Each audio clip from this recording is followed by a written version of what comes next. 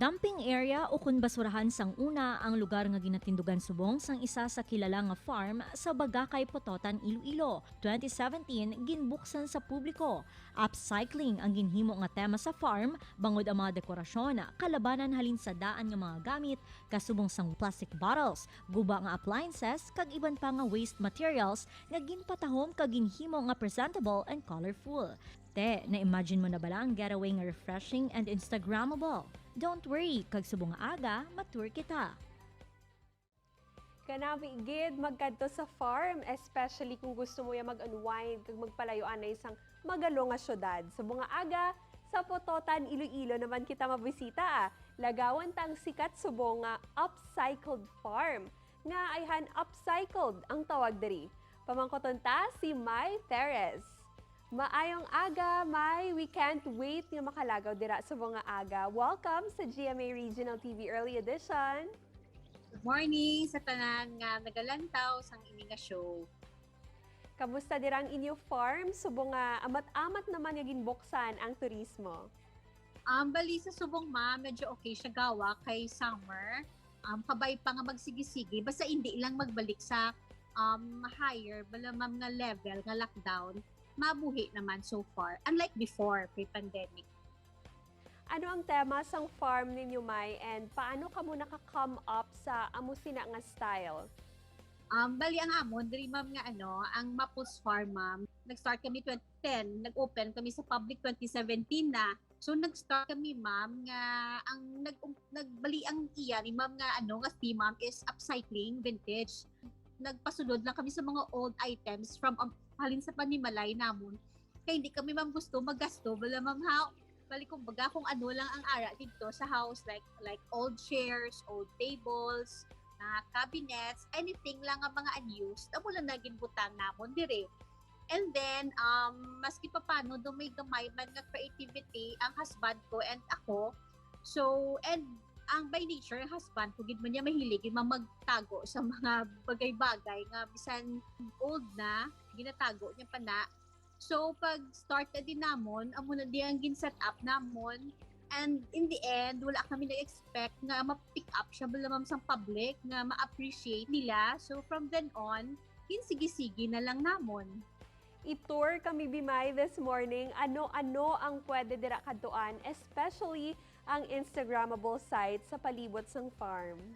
Actually, Ma'am Kate, ang amon diri nga Instagrammable areas, damo-damo na siya.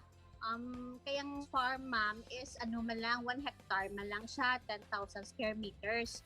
So, it's like nga, pag pa-picture mo dire, malakat ka lang mga 10 steps, may pa-picturean ka naman. So, very, compressed din ka tama ang kaya mula ding area namon. So, kung tanan-tanan gid, we have more than 50 ka mga pwede ka kapapicturean. 5 ma'am amon pugad, similar na siya ma'am sa Bali, bala ma'am nga ang bird's nest tawag nila nga lain-lain na shape. Tapos may ara kami nga hagdan amo nang gitawag sa mga guests namon di nga Stairway to Heaven. Then may ara kami nga lubid, ilog na siya namon pareho sa sa Colombia. And then may ara kami subong buho, kawayan na siya. Actually wala pa na siya ma'am natapos. And then may ara kami subong giant swing. May ari man kami food, may ari kami coffee shop, pwede sila ka breakfast, taga-serve man kami Ma'am Kate all day breakfast, may ara kami lunch and early dinner. And then may ara man kami snacks. Relove, reuse, and repair has always been your advocacy. Ano ka importante ini nga motivation sa imo? Bali ma'am ang amon na ma'am nga reuse and repair, ang primary gits na ma'am nga reason isang una-una ma'am is ang awareness. Wala ma'am awareness sa tanan, sa aton tanan nga syempre kung naga-recycle kaya ma'am mas expensive siya kay kinahanglan mo ya machine, kinahanglan mo ya money gid kung ga-recycle ka. Pero kung naga-upcycle kaya ma'am ya little effort mo lang and creativity mo, maka-upcycle ka na, and then mag-upcycle ka ma'am, little things lang sa palibot mo, ma-convert mo na siya into something nga mapuslan mo pa. So, kami ma'am, gina-practice siya namon, and then, ang mga guest bala ma'am, nagkakato dire, pa isa mabatian mo bala maghambal sila nga ay oo no pwede man gali maamo man ta nagali sa balay amon ta man na aton no.